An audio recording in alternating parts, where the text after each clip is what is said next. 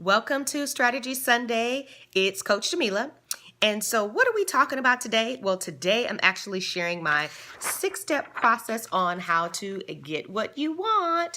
Now, this is a process that I was doing without knowing what I was doing. I didn't have it written down. It was just what I did. I'm a process-oriented person.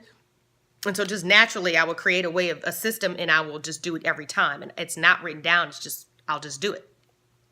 So this is the process I followed after I went through my divorce and determined that I wanted to get into a new relationship. And there was some work that had to be done there. And this is the process that I followed.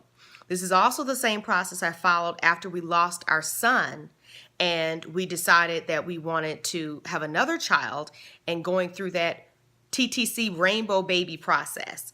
And so this is how the methodology that I followed, that I used, and that got me what I wanted. Now, mind you, of course, I'm a spiritual person, and so prayer was abundant throughout all of this. And so I credit, of course, God as blessing me with these things.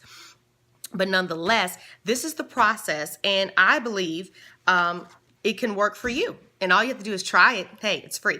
So what I'm going to be doing over the next 6 weeks is, like I said, it's a 6-step process. So over the next 6 Sundays, I'm going to be going into depth on each one of these steps. So today we'll only be covering number 1, but I am going to read the whole list to you so you have an idea of what the process is. And then, like I said, I'm going to break it down over the next 6 weeks so then you can get, the full scope of what it all involves, okay? So number 1 is you have to make room for what you're asking or working for by physically and emotionally removing whatever is in the way. Number 2, you have to prepare. This is the time to do research and learn all you can about your new endeavor so you can succeed at it. Take what you learn and implement it immediately. Begin engaging in all the activities you can that you'll need to do once you receive what you're asking or working for. Number 3, keep your head in the game and stay focused. Maintain a spirit of expectation. Positive affirmations read with enthusiasm and emotion daily, multiple times throughout the day, can help you to stay focused on what you're working towards and not let fear or self-doubt creep in.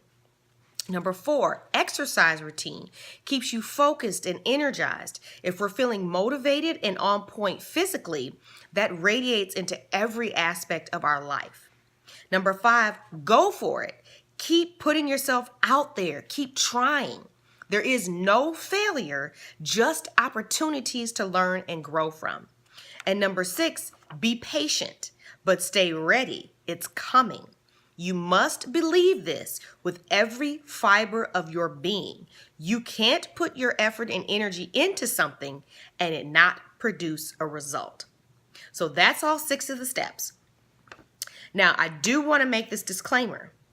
This process of getting what you want only works if you are 100% clear on exactly what it is that you want. You can't be indecisive or, I don't know, or if it happens, it happens. No. If that's where you're at, this won't work for you. You have to get clear. And so if getting clarity, or if you're struggling to determine what exactly it is that you want, then by all means, reach out to me. Let's schedule a time to talk on the phone and see if I can be of service to you in that regard and help you get clarity and focus on exactly what it is that you want. But today we're going to talk about the first step, step 1, which is make room for what you're asking or working for by physically and emotionally removing whatever is in the way. Now, I'm going to reference both examples that I mentioned, after my divorce when I decided I wanted a new relationship, and then also, trying for baby number 2 and, under the guise of the grief, of having recently lost a child, So first of all, what I had to realize after I went through my divorce, you go through things and you realize, okay, well, maybe nothing I did was a deal breaker, but I wasn't perfect. And if I wanted to have a loving, healthy, normal relationship, well, I had to figure out what that looked like. If you've never seen that, if you've never had it modeled for you, if you've never experienced it, then how can you ask or work for or want to be in a normal, healthy relationship when all you know is dysfunction? How do you figure you're going to attract a normal person when you're dysfunctional? And not saying they're perfect, but everybody does not have the same degree of dysfunction. And there are normal, so-called normal people out there that don't have familiarity or backgrounds with abuse and other negative things and baggage that they're bringing into a relationship. So, like I said, so how could I ask for that if I didn't clear out what was in there that needed to be gone? So I had to make room for the new relationship by doing the inner work. I had to get to the bottom of those qualities or characteristics about me that needed to change in order for me to be a blessing to someone else. How can I be blessed and then be a curse for somebody else, right? That's not how it works. If I want a blessing, I have to be a blessing, right? So I did the work. So that's how I made room, is I did the work on myself emotionally and mentally, and getting my mind right and making a concerted effort to understand what it takes and how to do the whole normal relationship thing, or how to be that in a normal relationship. And so I did the work, made room, cleared out, and got it. Now, when it came to trying for our second son, rainbow baby, under the whole thing of losing our child, what I had to realize was, so my son was born 2 weeks after our baby shower. The reason why he died, I have explained in another video, but he was completely healthy, and it was because of a standard NICU protocol that they do all the time, and it happens to babies all the time. And so my son was an unfortunate statistic. And like I said, I have a video about that on my YouTube channel, and I'm actually eventually going to be making another video about it. It's just very deeply emotional for me, and so I just have to, get there. But anyway, his room, after he passed away, that door was shut. And everything that came from the hospital, they give you all the stuff for breastfeeding and everything, and all the gifts from his shower hadn't even been unpacked. And that door to his room was shut. The nursery was shut. And I didn't go in there. I wasn't going to go in there. It was too painful. But eventually I realized, how could I continue to pray for another child if there was no room for him, if there was no place for him to be? So my son passed away in June. You have to go through your 8-week waiting period. And I would say we probably decided to start trying. Well, we decided we decided we wanted another child fairly quickly, but we didn't start trying until after, that 8 weeks, and then into September, October.